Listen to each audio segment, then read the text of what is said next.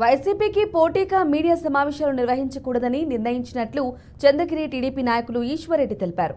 కొడుకు మోహిత్ రెడ్డి కోసమే చెవిరెడ్డి హడావుడి చేస్తున్నారని ఆయన విమర్శించారు. చెవిరెడ్డి అనవసరంగా వైసీపీ కార్యకర్తలను రెచ్చగొడుతున్నారని అన్నారు.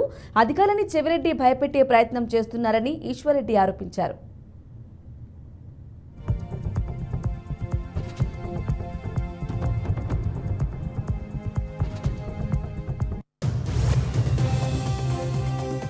ప్రయత్నం జరిగింది. సీసీ కెమెరాల్లో ఉండేది మొత్తం టోటల్గా ప్రపంచమంతా చూస్తున్నట్టు చూస్తూ ఉంది. ఎక్కడుండే తెలుగు వారంతా చూస్తూ ఉన్నారు ఈ సీసీ ఫుటేజ్ని అన్నింటినీ కూడా. మరి పోలీసులు ఏమన్నా వెర్రి వాళ్ళ మోహిత్ రెడ్డి మీద కేసు పెట్టడానికి నాకైతే అర్థం కావడం లే. అంటే మీ ఉద్దేశం దెబ్బ తగలలేదు కాబట్టి, స్కానింగ్ రిపోర్ట్లో ఏమీ లేదు కాబట్టి, అంటే హత్యా ప్రయత్నాన్ని మీరు ప్రోత్సహిస్తారా? హత్యా ప్రయత్నం జరిగినా కూడా సరే వాళ్ళకి ఏం దెబ్బ తగలేదబ్బా వదిలేయండి అనేసి ఏ రోజున పోలీసులకి ఏమన్నా ఒక సూచన ఏమైనా ఇవ్వదలుచుకున్నారా? నాకైతే అర్థం కావడం లేదు. అంటే 307 మీదనే మీరు ఒక విచిత్రమైన సందేశాన్ని అందరికి ఇస్తూ ఉన్నారు. నిజం చెప్పాలంటే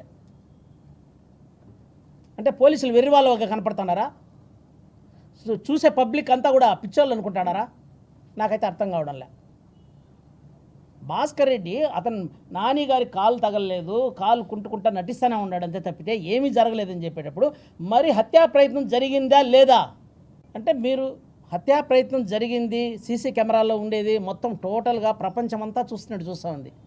ఎక్కడుండే తెలుగు వారంతా చూస్తూ ఉన్నారు ఈ సీసీ ఫుటేజ్ని అన్నింటినీ కూడా. మరి పోలీసులు ఏమన్నా వెర్రి వాళ్ళ మోహిత్ రెడ్డి మీద కేసు పెట్టడానికి నాకైతే అర్థం కావడం లే. అంటే మీ ఉద్దేశం దెబ్బ తగలలేదు కాబట్టి, స్కానింగ్ రిపోర్ట్లో ఏమీ లేదు కాబట్టి, అంటే హత్యా ప్రయత్నాన్ని మీరు ప్రోత్సహిస్తారా? హత్యా ప్రయత్నం జరిగినా కూడా సరే వాళ్ళకి ఏం దెబ్బ తగలేదబ్బా వదిలేయండి అనేసి ఏ రోజున పోలీసులకి ఏమన్నా ఒక సూచన ఏమైనా ఇవ్వదలుచుకున్నారా? నాకైతే అర్థం కావడం లేదు.